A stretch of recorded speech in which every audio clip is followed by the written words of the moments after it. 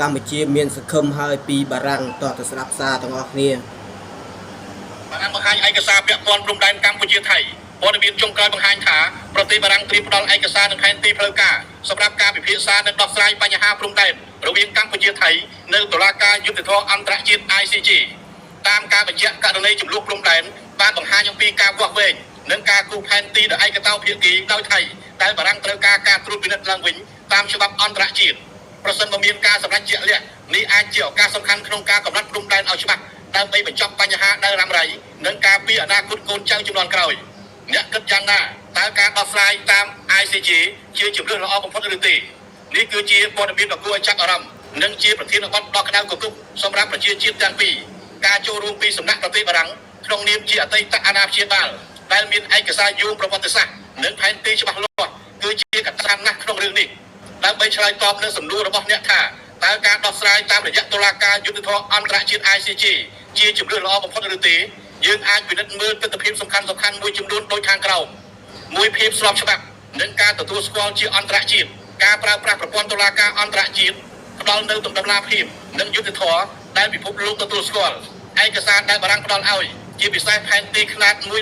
200,000 គឺជាភស្តុតាងដែលធ្លាប់បានប្រើប្រាស់រួចមកហើយក្នុងរឿងក្តីប្រាសាទព្រះវិហារកាលពីឆ្នាំ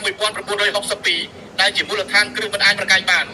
ពីការជៀសវាងចំនួនដោយអាវុធការដោះស្រាយតាមផ្លូវច្បាប់គឺជាវិធីសាស្ត្រសន្តិវិធីបំផុតវាជួយកាត់បន្ថយភាពតានតឹងនៅតាមព្រំដែននិងការពារកុំឲ្យមានការប៉ះទង្គិចគ្នាដោយអាវុធដែលអាចបង្កឲ្យមានការបាត់បង់ជីវិតនិងប៉ះពាល់ដល់សេដ្ឋកិច្ចនៃប្រទេសទាំងពីរ3បញ្ហាប្រឈមនៃការវាស់វែងឯកតោភាគីដោយដែលព័ត៌មានបានលើកឡើងការដែលភាគីម្ខាងប្រើប្រាស់ផែនទីរៀងៗខ្លួនជាពិសេសផែនទីដែលគូសដោយខ្លួនឯងគឺជាចំណុចតច្រកការមានអាជ្ញាកណ្ដាលអន្តរជាតិដូចជា ICJ មកជួយពិនិត្យលើកខ្សែព្រំដែនដែលមិនអាចកែប្រែបាន Inviolability of Frontier គឺជាដំណោះស្រាយបច្ចេកទេសដ៏ល្អបំផុតសេចក្តីសន្និដ្ឋានការដោះស្រាយតាម ICJ អាចជាជម្រើសដែលមានសុវត្ថិភាពបំផុតប្រសិនបើការចរចាទ្វេភាគីមិនអាចឈានដល់ចំណុចរួមទោះជាយ៉ាងណាវាក៏ទាមទារឲ្យមានឆន្ទៈនយោបាយពិតប្រាកដពីប្រទេសទាំងពីរការគោរពតាមសាលក្រមជាដាច់ខាតបន្ទាប់ពីការសម្រេចការយល់ដឹងច្បាស់លាស់ពីសាធារណជនដើម្បីជៀសវាងការបង្កឲ្យមានស្មារតីជាតិនិយមជ្រុលចំណុចគួរកត់សម្គាល់ការដែលបារាំងបញ្ចេញឯកសារនៅពេលនេះគឺជាសញ្ញាវិជ្ជមានមួយសម្រាប់កម្ពុជាក្នុងការរៀបចំអាគុយម៉ង់តាមផ្លូវច្បាប់ឲ្យកាន់តែរឹងមាំដើម្បីការពារពលរដ្ឋភាពទឹកដីសម្រាប់កូនចៅជំនាន់ក្រោយពាក់ព័ន្ធនឹងការប្រជុំ RBC កាលពីថ្ងៃទី27ដល់ថ្ងៃទី29ខែមករាឆ្នាំ2026បានបរាជ័យហើយដោយភាគីថៃបានស្នើសុំឲ្យភាគីកម្ពុជាទទួលស្គាល់របបបណ្ដាលលួចទូកុងតឺន័រនិងទីតាំងដែលគេរំលោភបំពានបានដោយខុសច្បាប់គណៈកម្ពុជាស្នើឲ្យថៃត្រូវតែដកបុគ្គលិកយោធានិងរុករើលានដ្ឋានសម្ភារៈចេញពីទីតាំងទឹកដីកម្ពុជាដែលយោធាសៀមបានរំលោភបំពានក្រោយបាត់ឈប់បាញ់ចូលជាធរមានក្រោយថ្ងៃទី28ខែធ្នូឆ្នាំ2026សៀមមានល្បិចយកលេសថាដោយសារបច្ចុប្បន្នជារដ្ឋាភិបាលចាំផ្ទះមិនអាចធ្វើអ្វីបានជាដើមអាយដាមសុកអេសានអ្នកនាំពាក្យគណៈបកប្រជាជនកម្ពុជាបានចោទសួរទៅវិញថាបើរដ្ឋាភិបាលចាំផ្ទះមិនអាចឬមិនមានសិទ្ធិធ្វើអ្វីបានមិនក៏យោធាចេះតែដើរធ្វើលើដីអធិបតេយ្យរបស់កម្ពុជាបានកាលពីថ្ងៃទី21ខែមករាឆ្នាំ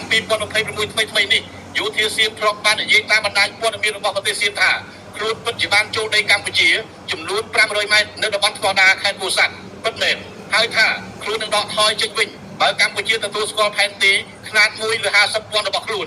នៅថ្ងៃទី30ខែមករានេះយោធាសៀមបាននិយាយបន្ថែមថាបើភាគីកម្ពុជាយល់ព្រមលុប MOU 2000ជាមួយសៀមចេញទើបសៀមប្រគល់តំបន់ដែលខ្លួនឆ្លៀតពៀននោះឲ្យមកវិញជាដើមអីក៏ឆ្លាតតែឯងម្លេះសៀមបើកម្ពុជាទទួលស្គាល់ផែនទីចោលនោះមែនគឺស្មើនឹងបាត់បង់ទឹកដីទាំងអស់ដែលសៀមបានគាប់យកបើកម្ពុជាព្រមលុប MOU 2000នោះមែនគឺស្មើនឹងដោះខ្នោះដៃពីចោលប្លន់សូមជម្រាបជូនសៀមថាថ្នាក់ដឹកនាំនិងប្រជាជនកម្ពុជាមិនល្ងងដោយក្របីសៀមឡើយខ្ញុំសាំសុង MCTV ត្រូវហើយប៉ុន្តែកម្ពុជាមានសង្ឃឹមហើយរបស់បារាំងបានបកគលផែនទីហើយប៉ុន្តែកម្ពុជាលែងភ័យហើយ